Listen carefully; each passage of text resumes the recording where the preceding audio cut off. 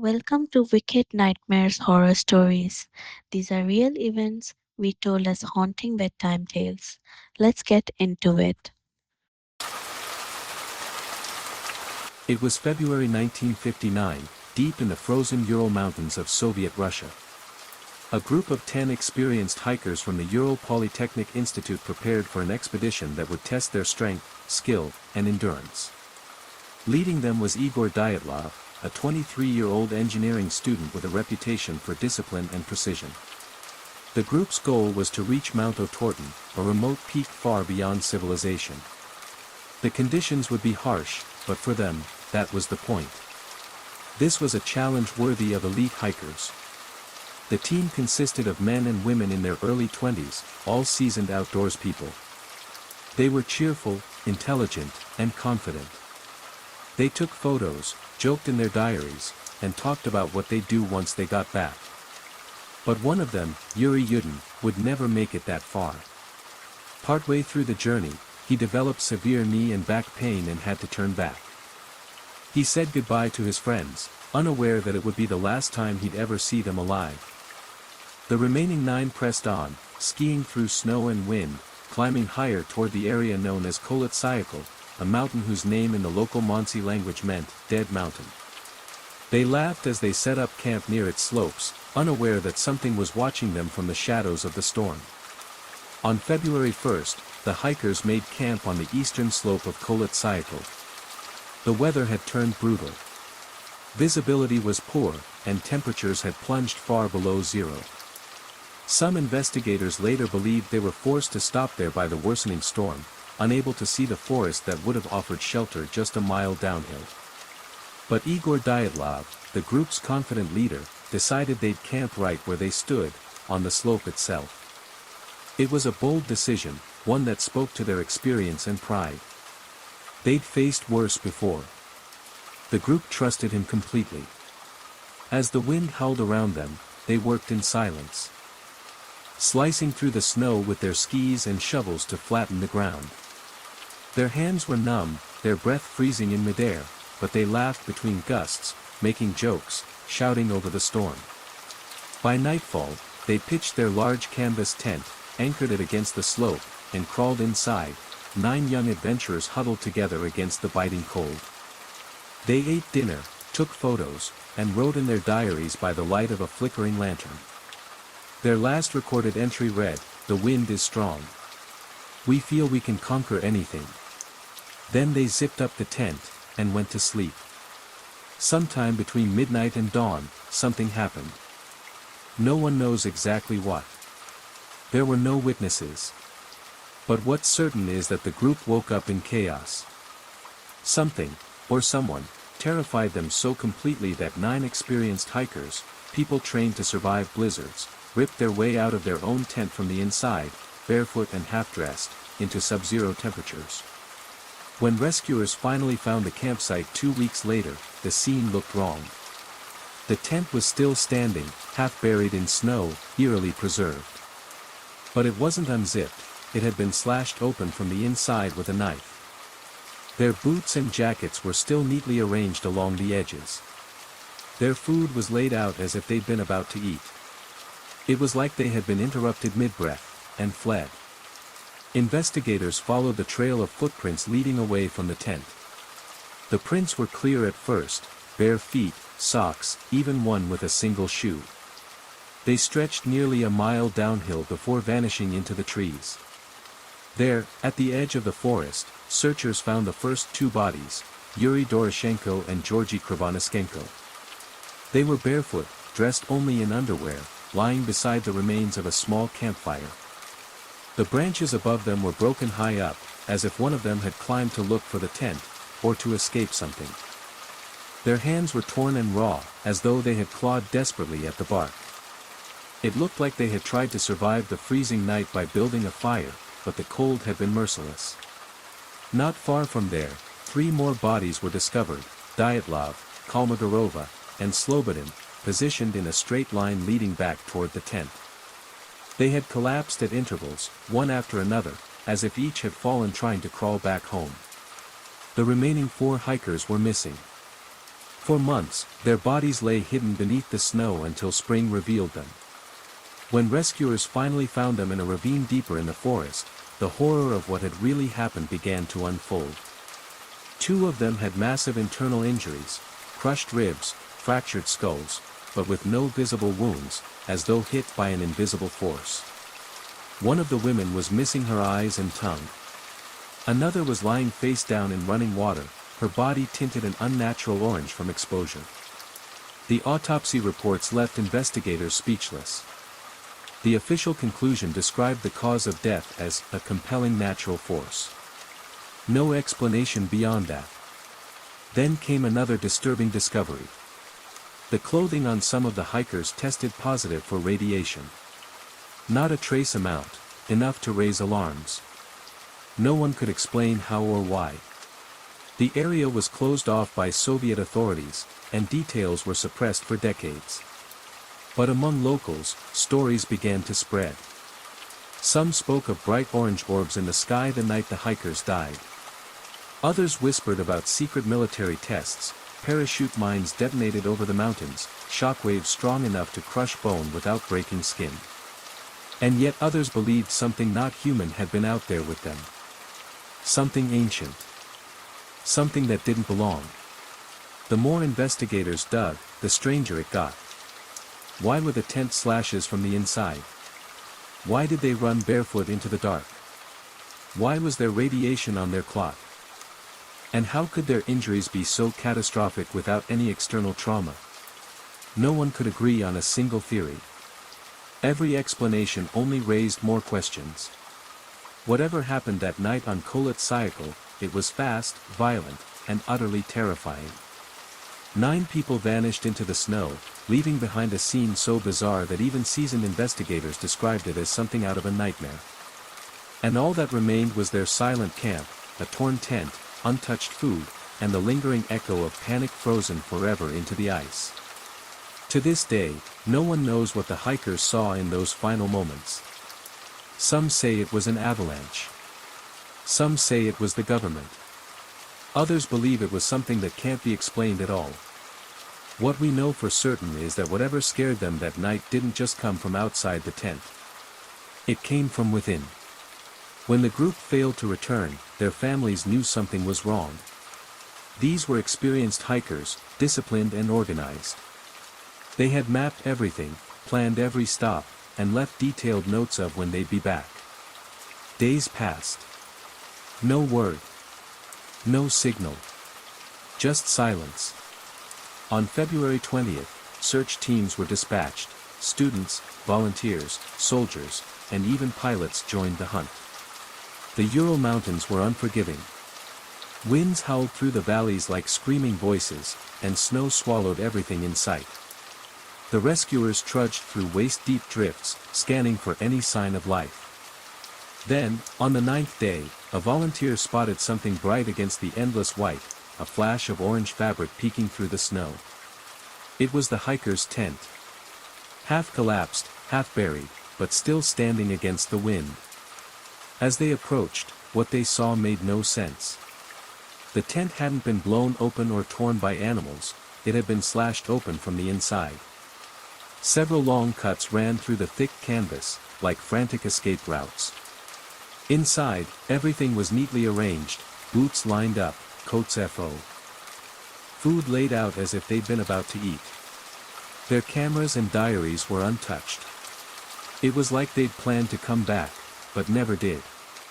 Then, just outside the tent, rescuers noticed something in the snow. Footprints. Not just one or two, a trail of them, leading downhill. Some were barefoot. Others showed socks, or one shoe. 9 distinct sets of prints, frozen in perfect clarity, marching toward the forest below. Whatever happened, they hadn't been chased, the prints weren't scattered or running. It looked like they had calmly walked away, into the darkness. The trail stretched nearly a mile before fading into the trees. And that's where they found the first bodies. Under a large cedar tree stood the remains of a small campfire, its ashes long cold. Lying nearby were 2 of the hikers, Yuri Doroshenko and Georgy Krivonischenko. They were barefoot, dressed only in their underwear. Their skin was marbled with frostbite. Their fingers were shredded, the bark of the cedar tree torn away several meters high, as if one of them had desperately tried to climb it, maybe to spot the tent, maybe to escape something unseen. The ground around them told a story of panic and survival. Broken branches, scattered twigs, burned wood, all evidence that they'd tried to stay alive, fighting the cold, fighting fear, fighting something else entirely. But they didn't make it. Not far from the cedar tree, searchers found 3 more bodies, Igor Dyatlov, Zina Kolmogorova, and Rustam Slobodin. They were lying between the forest and the tent, frozen mid-crawl, positioned in a line as if trying to get back to safety. Dyatlov's fists were clenched, his face turned toward the direction of the tent. Zina's body was angled uphill, her frozen expression locked in determination. Rustam's skull showed a small fracture, but no sign of external impact, as if he'd been struck by force from within. Their positions painted a heartbreaking picture. The group had split, some staying to survive by the fire, others trying to return to camp. None made it far. Still missing were the last 4 hikers, Ludmila Dubinina, Alexander Kolevatov, Nikolai Thibault-Brignoles, and Semyon Zolotaryov. For weeks, rescuers scoured every ravine and hollow.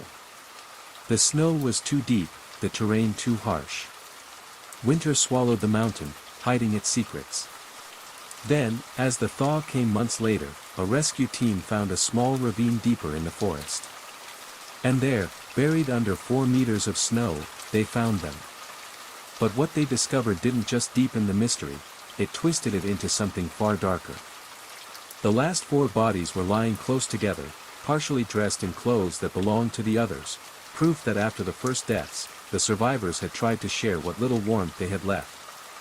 Yet the autopsies told a horrifying story. Nikolai had a cracked skull, fatal but with no external wound.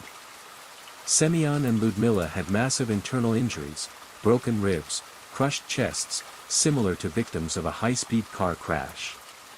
But their skin was untouched. No bruising. No cuts. Just catastrophic internal damage.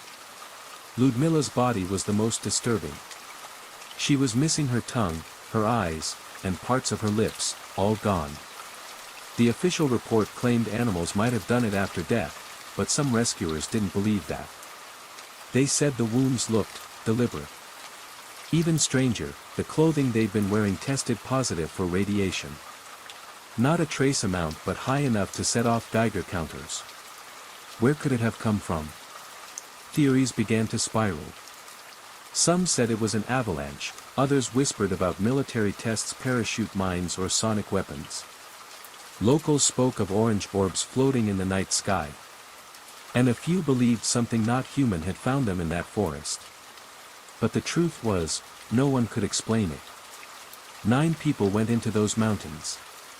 9 people died in ways that. Their tent, their footprints, their wounds, everything pointed to something powerful, fast, and utterly terrifying. Whatever chased them that night didn't leave tracks. And more than 60 years later, the snow on Kholat Syakhl still covers the same ground, silent, white, and cold, keeping the secret of what really happened to the Dyatlov group frozen forever beneath its surface. The discovery of those final 4 bodies changed everything. What had seemed like a tragic case of hikers lost to the cold now looked like something far more sinister. The first 5 bodies could be explained away, hypothermia, panic, disorientation, but these 4. Their injuries defied logic. The medical examiner's report was unsettling. 2 hikers had chest fractures that required force comparable to a car crash. One man's skull was caved in, yet the skin was unbroken. Another woman, Ludmila Dubinina, was missing her eyes, lips, and tongue. But there was no evidence animals had scavenged them, the wounds were too clean. Her body also contained traces of radiation far above normal levels. It was as if she'd been exposed to something toxic before she died. When investigators shared their findings with the Soviet authorities, the response was immediate and chilling. The area was sealed off. Files were classified. Officially, the cause of death was written as a compelling natural force. But no one knew what that meant. Even the lead investigator admitted years later that he was pressured to close the case. To the public, it made no sense. Why would the government step in so quickly, unless there was something they didn't want anyone to know? Then came the eyewitness reports. In nearby villages, residents claimed that on the night of the hikers' disappearance, they saw glowing orange orbs hovering above the mountains. The lights moved slowly, silently, before vanishing behind the ridge. Some of the hikers' journals even mentioned seeing strange lights in the sky days before the tragedy. Were these military flares? Secret aircraft? Or something else entirely? Rumors spread that the hikers had stumbled upon a covert Soviet weapons test. During the Cold War, the USSR often conducted secret experiments in remote locations.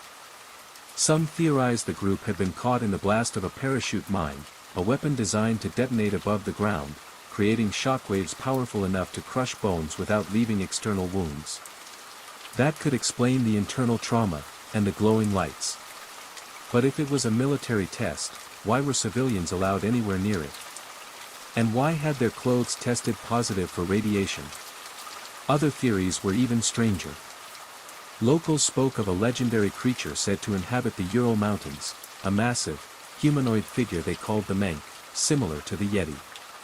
One of the hikers had taken a photograph of what appeared to be a large, shadowy figure standing in the trees. To this day, no one knows what it was. Some believe it was one of the hikers, others are convinced it was something watching them. Then there were the inconsistencies. The footprints leading away from the tent were calm, measured, as if the group wasn't running in panic, but walking. Yet they were barefoot or wearing only socks. They moved single file down the slope, suggesting coordination, not chaos. So what forced them to leave their shelter in freezing temperatures, half-dressed, but still organized? Inside the tent, investigators found everything neatly arranged, boots lined up, coats folded. The stove wasn't even unpacked. It looked as if they had planned to come back. But the knife slashes cut from the inside said otherwise.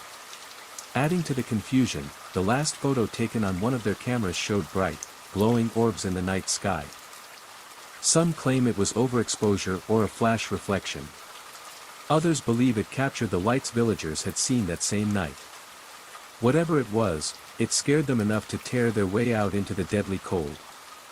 And then there's the radiation. That detail was never supposed to be public. When journalists uncovered it years later, the government dismissed it as contamination from old military uniforms, but that didn't explain why only certain pieces of clothing had high readings, or why the levels varied from person to person. The secrecy only deepened the mystery. Reporters who tried to dig further found themselves stonewalled. Family members were told conflicting stories. Some were warned to stop asking questions. The official files went missing for decades. When the bodies were finally returned to their families, something seemed off. Their skin had turned an unnatural orange hue, their hair brittle and grayish. Some of the coffins were sealed shut. Parents weren't even allowed to view their children's remains. Decades later, independent investigators revisited the site and found more anomalies. The trees near the campsite showed signs of heat exposure, almost as if something had burned or scorched them. Yet, there were no signs of fire anywhere else. So what really happened that night on Dead Mountain? Some experts now believe a katabatic wind, a sudden rush of cold, dense air, may have caused panic, collapsing part of the snow above the tent. But that still doesn't explain the radiation, the missing eyes and tongue, or the massive internal trauma. Others think they were victims of a Soviet cover-up, perhaps they witnessed a weapons test or crashed military object and were silenced. And a few, still point to something stranger. To this day, hikers who visit Dyatlov Pass report hearing whispers on the wind, or feeling like they're being watched. Locals still avoid the mountain after dark. And even now, 65 years later, the Dyatlov Pass incident remains one of the most haunting unsolved mysteries in modern history, a story of 9 hikers who faced something on that mountain so powerful, so terrifying, it defied every law of nature. Whatever it was, it left them with shattered bones, missing faces, and a mystery that may never be solved. Over the decades, the Dyatlov Pass incident has spawned theories, books, documentaries, and debates, but no definitive answer. Each explanation seems to unravel as quickly as it is proposed, leaving more questions than answers. One of the earliest and most widely discussed theories was the snow slab avalanche. Some investigators argued that the slope above the hikers' camp was unstable. Heavy snow had accumulated over the days, and a sudden collapse could have slammed down on the tent. The hikers, hearing the rumble, might have cut their way out, thinking they were trapped beneath tons of snow. That explained why they left in a rush, some barefoot or in socks, but it failed to account for the extreme injuries. Massive chest fractures, skull injuries, and the absence of external bruising could not be caused by a mere avalanche. And why had 4 hikers wandered off into the forest rather than staying together to survive?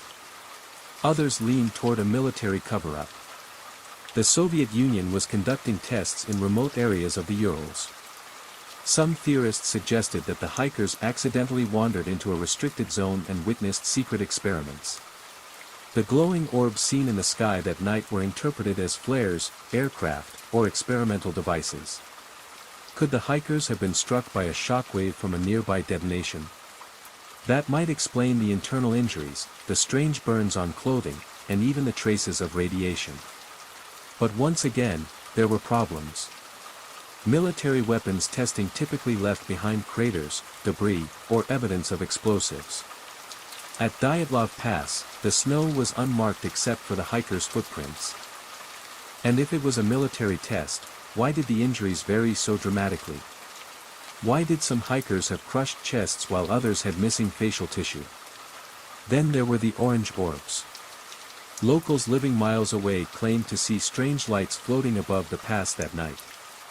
Their movement was unnatural, they hovered, dipped, and glowed in ways that no conventional aircraft could mimic. When the hikers' camera film was developed, faint shapes appeared in the distance, unexplainable lights casting an eerie glow over the snow. Were these alien sightings? Some UFO theorists think so.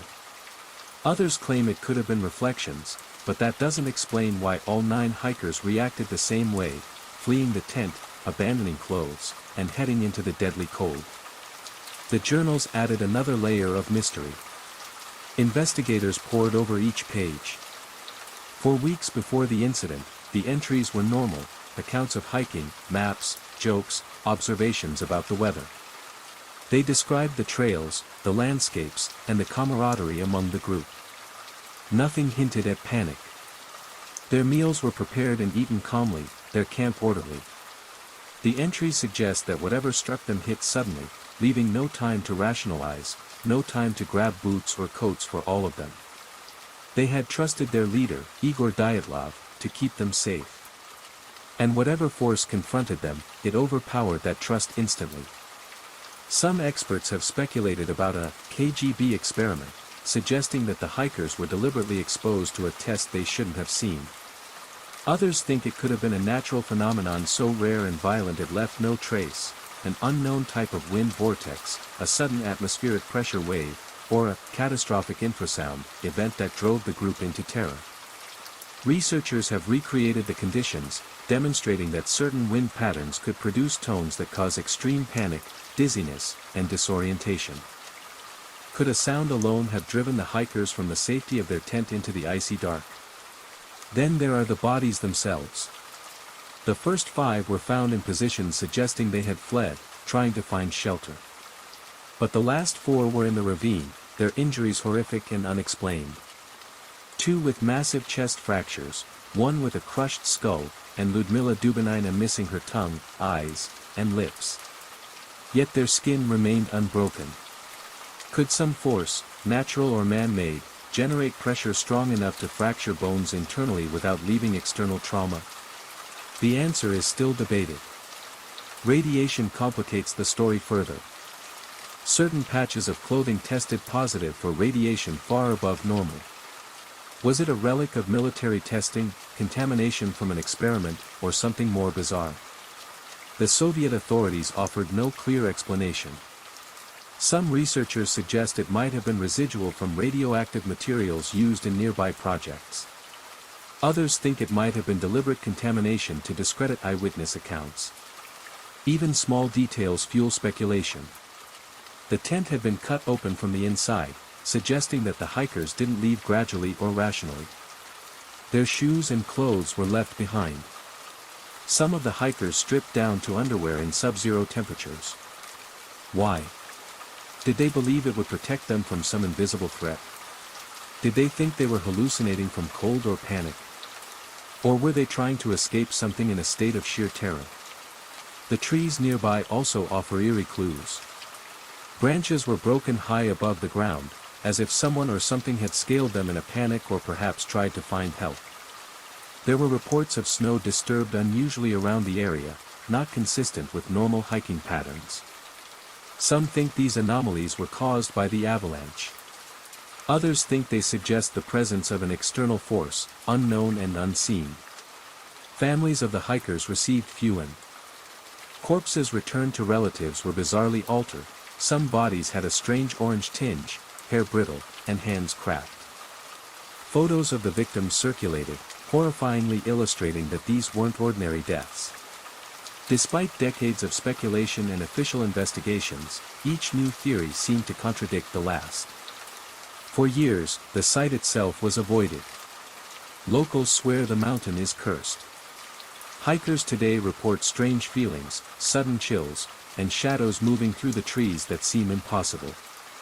Even experienced guides admit that there's an unexplainable weight to the air, an eerie stillness that presses down, as if the mountain remembers what happened. The Dyatlov Pass incident is more than just a mystery, it's a psychological puzzle. It challenges everything we know about human behavior, natural disasters, and unexplained forces. It's a story of 9 young people, full of life, skill, and optimism, who ventured into the wilderness and encountered something so unfathomable that even the authorities could not explain it. The tent remains a symbol of the last place they were safe. The footprints are a trail to nowhere. And the mountain itself is an eternal question mark. What exactly struck them that night? Was it a natural force, a human-made weapon, a supernatural presence, or something that science cannot yet define? To this day, climbers and researchers return to Dyatlov Pass seeking answers, only to leave with more questions. Satellite maps show anomalies. Videos capture unexplained flashes. Journals are revisited, scanned, and reanalyzed. Yet nothing conclusively solves the puzzle. 9 lives were lost, and the mountain keeps its secret. The wind still howls across Kolytsyakhl. Snow continues to blanket the slopes in pristine white. And for those who listen carefully, some swear they can hear faint voices carried by the wind, laughter, whispers, or cries from 9 hikers who disappeared into the storm and never returned. The Dyatlov Pass incident is a cautionary tale, a reminder that even in our modern age, there are places and events that defy reason. That nature, human curiosity, or something else entirely can expose us to forces we do not understand. And for all the years that have passed, no matter the theories, no matter the investigations, the truth remains hidden. It may never be revealed. And that is what makes the story so haunting. A mountain keeps its secret, 9 hikers walked into history, and the world is left with only questions, whispers, and a chill that lingers long after the snow melts. By now, the story of the 9 hikers has become legend. Dead Mountain has haunted the imagination of investigators, thrill seekers, and true crime fans for more than 60 years. But even with every piece of evidence examined, the truth remains just out of reach. Some experts argue it was a natural disaster. A sudden katabatic wind, or a snow slab avalanche, may have struck with terrifying force, crushing the hikers' bones and forcing them into the freezing night. But that explanation only goes so far. It doesn't account for the precision of the injuries, the missing eyes and tongue, or the traces of radiation found on some of their clothing. Others point to military involvement. The Cold War was at its peak, and the Ural Mountains were a secretive testing ground. Perhaps the hikers stumbled upon an experiment gone wrong, a detonation or a weapons test that left them mutilated and irradiated. But again, there's no official record, and the Soviet authorities' swift sealing of the site fuels the suspicion. Was this a cover-up? Or simply bureaucratic secrecy amplified by paranoia? And then there are the accounts of the strange lights. Orange orbs, glowing above the mountains, seen by villagers and even captured faintly in photographs.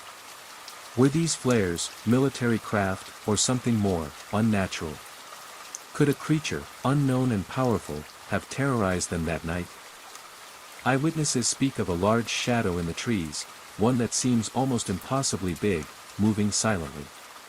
The hikers' own footsteps suggest coordination, not panic. Something forced them out of their tent, but not in a mad dash.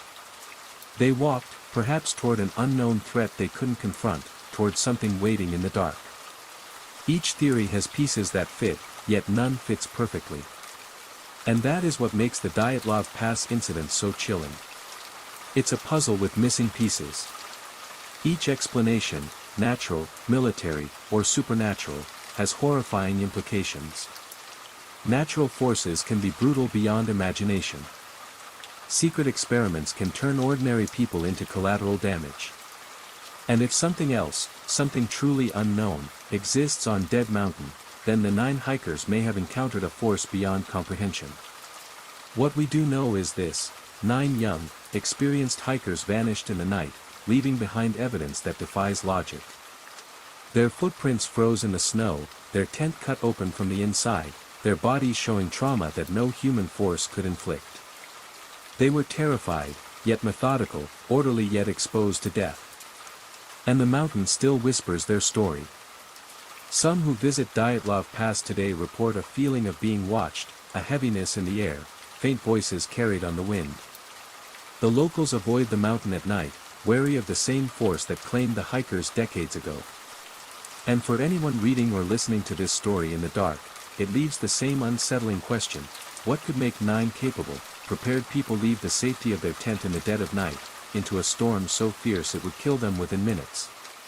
The Dyatlov Pass incident is a reminder that some mysteries resist explanation.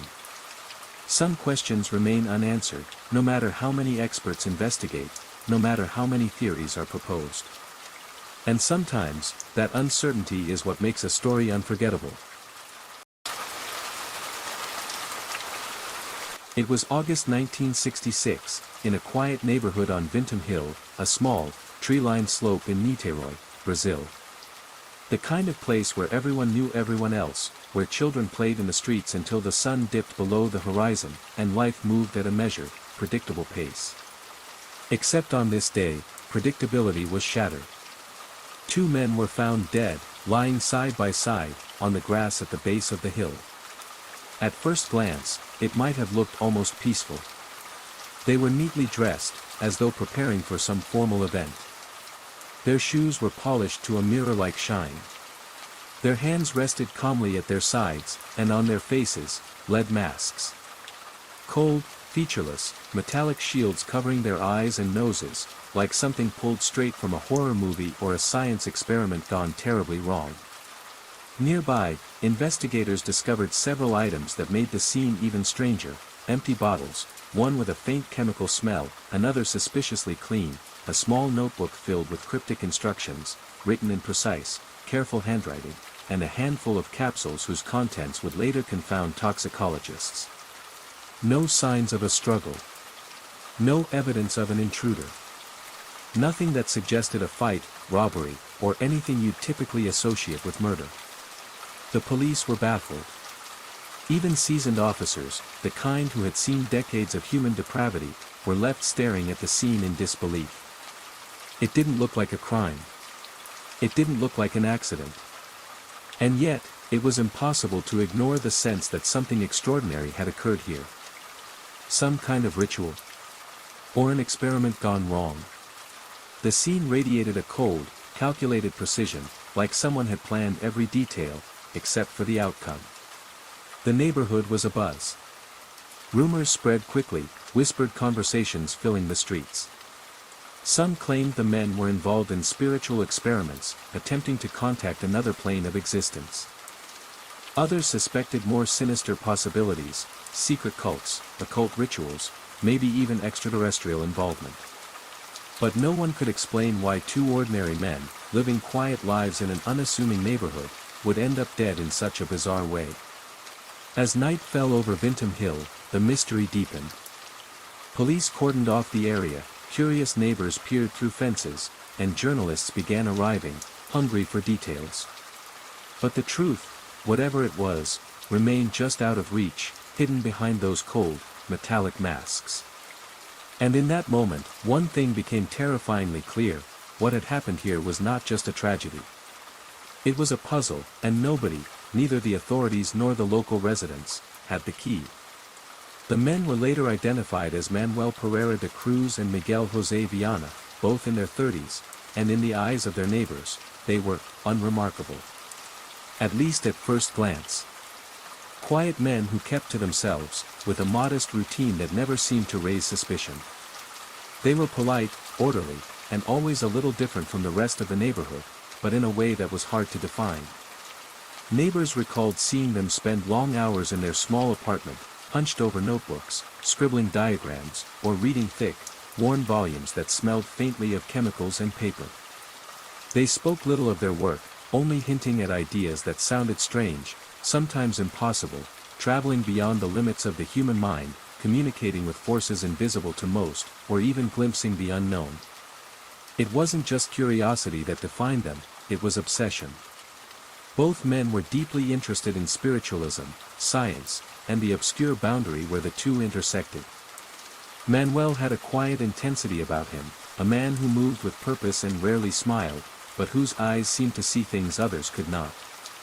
Miguel, by contrast, carried an energy that was harder to describe, an excitement that made him approachable, almost magnet. But with an undercurrent of tension that hinted at hidden knowledge. The two of them were inseparable.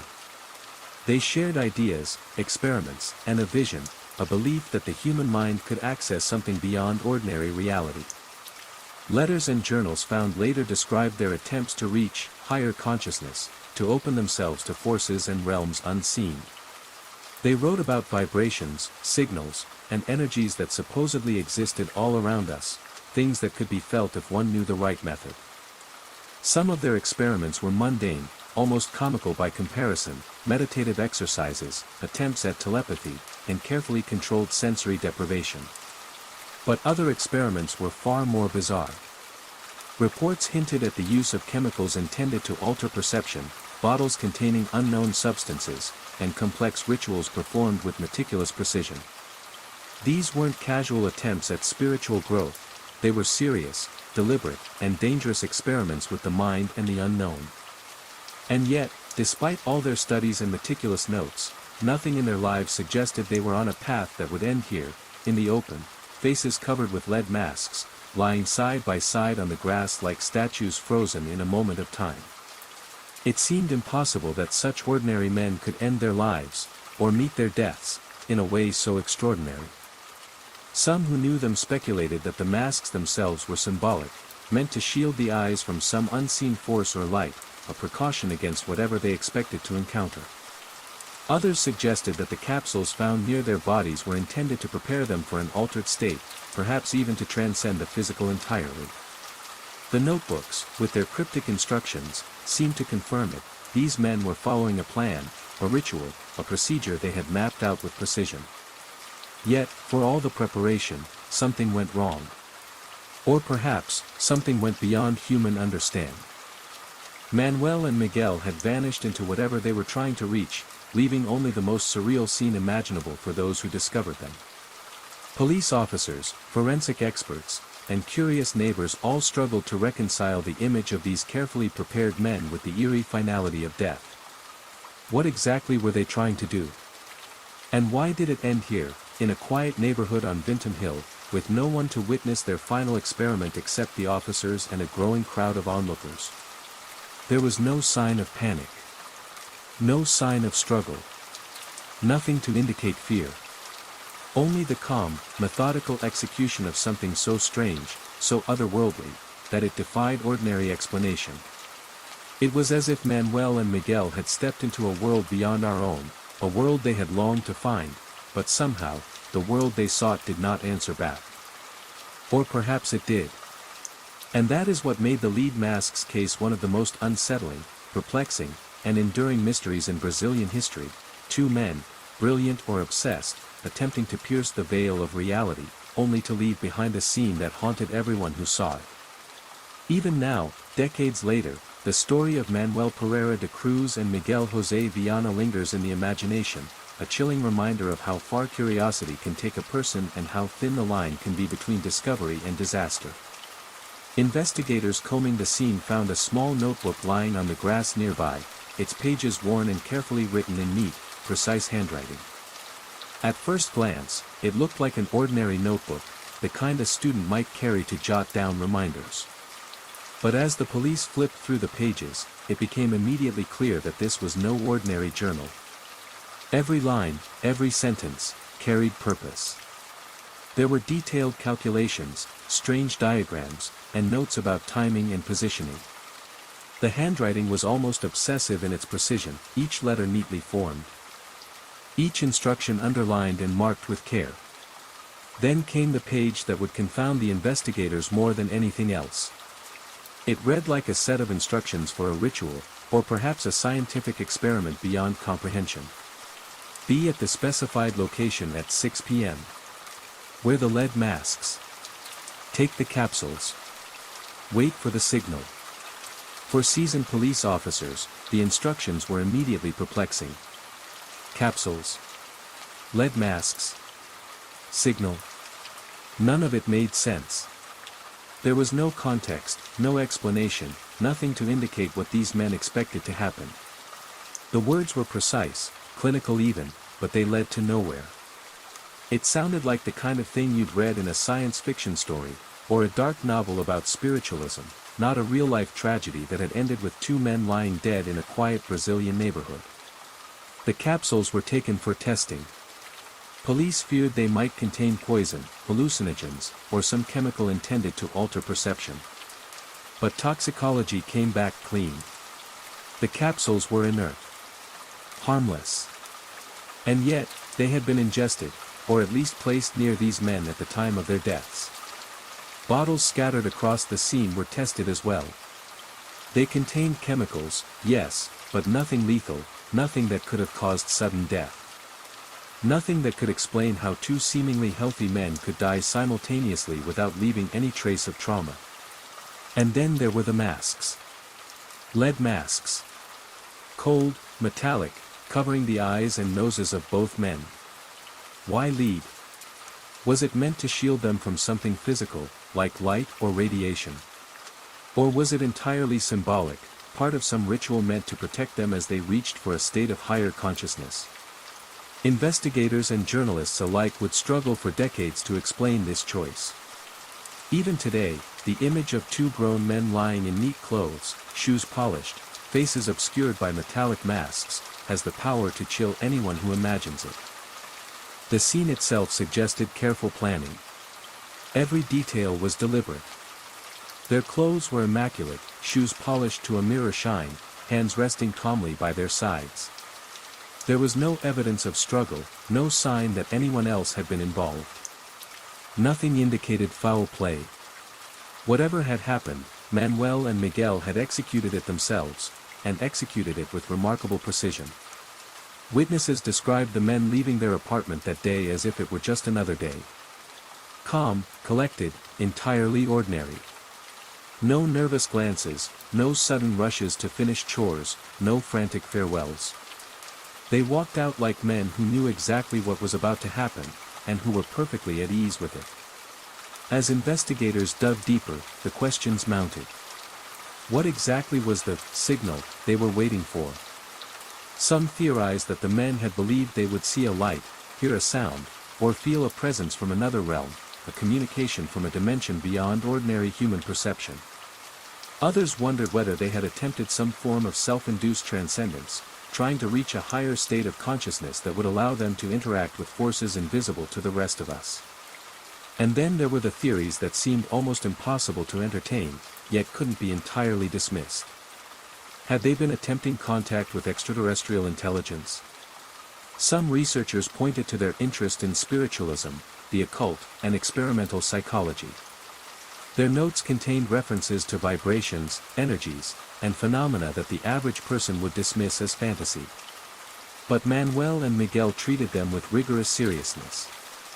To them, these were not abstract ideas, they were possibilities, paths toward knowledge or experience that could not be achieved by conventional means. The toxicology results added an extra layer of mystery. If the capsules were harmless, if the bottles contained nothing lethal, how had they died? There were no wounds, no trauma, no physical cause of death.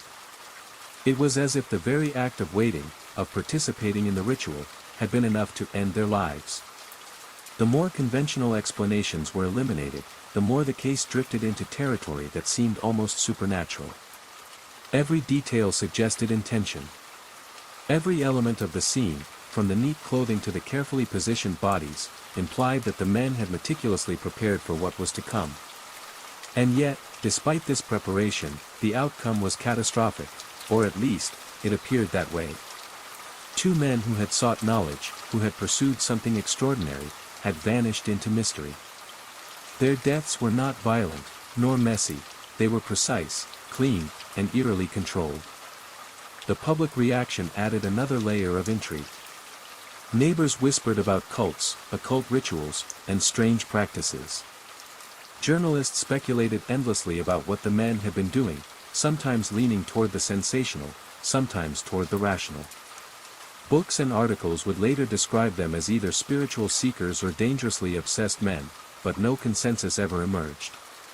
The notebooks, the masks, the capsules, these remained stubbornly enigmatic, refusing to yield any clear explanation. And perhaps the most haunting question of all remained unanswered: what had Manuel and Miguel hoped to achieve that day? Did they expect to see something extraordinary, to hear some cosmic message, or to reach a plane of consciousness beyond the physical world? Or had they simply miscalculated, and fallen victim to an experiment that had gone horribly wrong? It was a puzzle that seemed designed to resist solution. Even seasoned investigators found themselves questioning reality as they pieced together the scene. How could two men, so ordinary in every visible sense, end up dead in a ritual so precise, so calculated, and yet so unfathomably strange? By the end of the investigation, one fact became undeniable: Manuel and Miguel had left behind more questions than answers. They had created a mystery that would endure for decades, a puzzle that would fascinate, terrify, and confuse anyone who encountered it. And in the quiet of Bedtime Hill, on that fateful August day, two men had vanished into a story that would not let go, a story in which the questions were far more terrifying than any possible answer. Because in the lead mask's case, the ordinary world intersects with the unknown, and sometimes, the unknown wins. From this point, theories about what had happened on Bedtime Hill began to multiply, and with each new idea, the case grew stranger, darker, and more unsettling. Some suggested a simple explanation: that Manuel and Miguel had accidentally overdosed on chemicals used in one of their experiments. After all, the men were known to experiment with substances designed to alter perception or consciousness. Perhaps, the thinking went, the capsules had some effect beyond what investigators could measure, or the combination of chemicals and stress had triggered a fatal reaction. But even this theory faltered under scrutiny. Toxicology results showed no trace of poison, no drugs, no chemicals capable of causing death. The capsules were inert. The bottles held nothing lethal. The puzzle resisted every attempt to force it into an understandable frame. Another theory was darker, more human: suicide. Could this have been a pact? Two friends, or perhaps two co-researchers, choosing to end their lives together in a ritualistic way? It seemed possible, at least on the surface. The precise preparation, the calm demeanor as witnesses saw them leave their apartment, the meticulous arrangement of their bodies. All of it suggested forethought. And yet, even this theory left enormous gaps. There was no note explaining why, no declaration of despair, no trace of personal turmoil or conflict. Manuel and Miguel had been obsessed with spiritualism, science, and the unknown, but obsession alone did not explain why they would die together, wearing lead masks, following such cryptic instructions. And then there were the whispers that seemed almost impossible to entertain in rational circles: extraterrestrial contact. Some theorists speculated that the men had believed they were preparing to witness or interact with something beyond Earth. The lead masks might have been a form of protection from an otherworldly light, the capsules a tool to alter perception, and the signal something entirely non-human, a message or presence the men had expected to arrive at precisely 6 p.m. It was sensational, yes, bordering on the impossible, but in a case where conventional logic failed, the extraordinary seemed suddenly plausible. Despite the theories, none of them fit perfectly. The lead masks alone defied explanation. Why lead? It isn't the most practical material to wear for any experiment or ritual. It's heavy, uncomfortable, and serves no obvious purpose unless there was something they expected to shield themselves from. The capsules offered no answers. The bottles were innocuous. The meticulous positioning of the body suggested intention, but intention toward what? The precise symmetry of their final resting positions was almost ceremonial, as if the men had been staging themselves for an event that never occurred. Investigators began to realize something unsettling: the case would not yield to conventional logic. Every avenue they explored, poison, overdose, suicide, accident, led only to further questions. Every witness statement, every piece of evidence, seemed designed to deepen the mystery rather than clarify it. And as news of the deaths spread, journalists, paranormal enthusiasts, and curious members of the public began speculating, theorizing, and even sensationalizing. Some reports claimed that the men had been attempting to reach a higher plane of existence, to see the invisible forces that surrounded the world. Others suggested they had been performing a form of psychic experiment, hoping to trigger a phenomenon beyond current scientific understanding. The notebooks, with their cryptic instructions, became central to every theory. Some read them as ritualistic, a step-by-step guide to spiritual ascension. Others interpreted them as experimental, designed to manipulate perception or energy. And yet, no interpretation satisfied all the evidence. The more people tried to fit the story into a framework they understood, the more it resisted. It became a case that haunted not only the investigators who had to report on it, but also the journalists who tried to explain it, and the paranormal enthusiasts who hoped it might offer a glimpse of something beyond human comprehension. Every detail seemed like a clue, every object a potential key, but the puzzle refused to be solved. And then there were the unanswered questions that gnawed at everyone who studied the case. What exactly was the signal they were waiting for? What would have happened if it had arrived? Were the lead masks meant to protect them, or to complete some ritual? Did Manuel and Miguel die as a result of miscalculation, or did they cross into something no one else could ever understand? And, most chilling of all, were they truly gone? Or had they somehow succeeded in reaching the state they sought, leaving the world behind in a way that made no sense to those still bound by ordinary life? The lead masks case became, over time, more than a local curiosity. It became a symbol of the unknown, a reminder that some human desires, to see beyond, to touch the unseen, to reach for the extraordinary, come with risks we may never understand. It was a story that left a mark, a haunting tale of two men whose pursuit of knowledge, or experience, or contact with something beyond the ordinary ended in a scene that continues to puzzle and terrify. Even decades later, the case refuses closure. Every time someone studies the details, the precise clothing, the polished shoes, the capsules, the lead masks, the cryptic instructions, one cannot help but feel that Manuel and Miguel were attempting something that was never meant to be fully understood.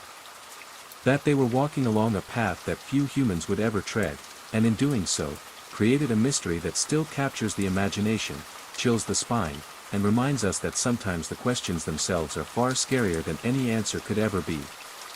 Because in the lead masks case, reality itself seems to bend. Logic fails. And two ordinary men become the center of one of the strangest, most confounding mysteries in modern history.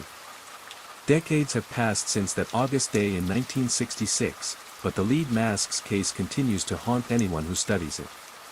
Manuel Pereira de Cruz and Miguel José Viana remain enigmas, not just because of the circumstances of their deaths, but because their story defies explanation.